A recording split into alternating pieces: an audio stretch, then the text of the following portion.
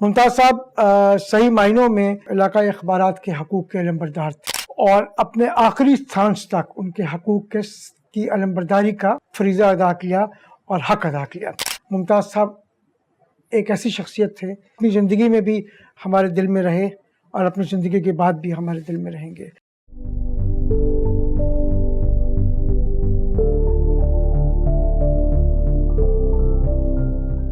मुमताज़ ताहिर साहब के साथ मेरा रिश्ता, मेरा ताल्लुक़ तकरीबन 40 बरसों पर मोहित है। मोहित है नहीं, मोहित था, लेकिन था कहने को दिल नहीं मानता।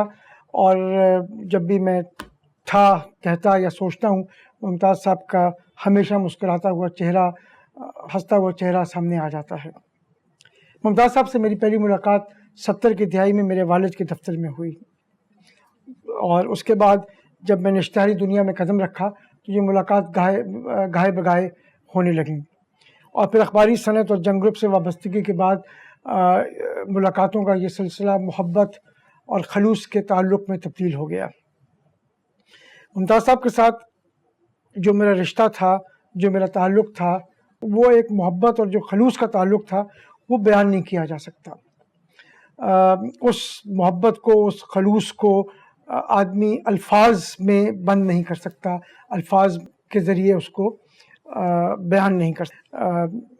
मुमताज़ साहब के साथ मेरी जो यादें हैं, वो इतनी प्यार भरी यादें हैं, मुझे बाज़ औक़ात मेरा दिल नहीं मानता कि मैं ये कहूँ कि मुमताज़ साहब आज हम में नहीं। मुमताज़ साहब सही मायनों में इलाकाई अखबारात के हकूक़ के अलमबरदार थे। कोई भी फोरम हो, कोई भी मीटिंग हो, कोई भी मुकाम हो, उन्होंने इलाकाई अखबारात के जो मसाइल को उजागर किया, उनके हकूक़ की बात की, और अपने आखिरी सांस तक उनके हकूक़ की अलमबरदारी का फरीज़ा अदा किया और हक़ अदा किया। अपने जिस मोहब्बत और खलूस के साथ मुझे गले लगाया था जब मैं APNS का सदर पहली बार मुंतखब हुआ था, वो मैं बयान नहीं कर सकता। उनके चेहरे पर जो तासुरात थे, उनकी जो बॉडी लैंग्वेज थी, उससे वो कहते हैं ना, मोहब्बत उनके एक एक पोर्स थे उसमें से निकल रही थी। मुमताज़ साहब के बारे में आदमी क्या कहे, हमेशा मोहब्बत और खलूस के साथ उन्होंने अपने ताल्लुक़ को निभाया। मुमताज़ साहब से मेरी आखिरी मुलाकात हमारी जो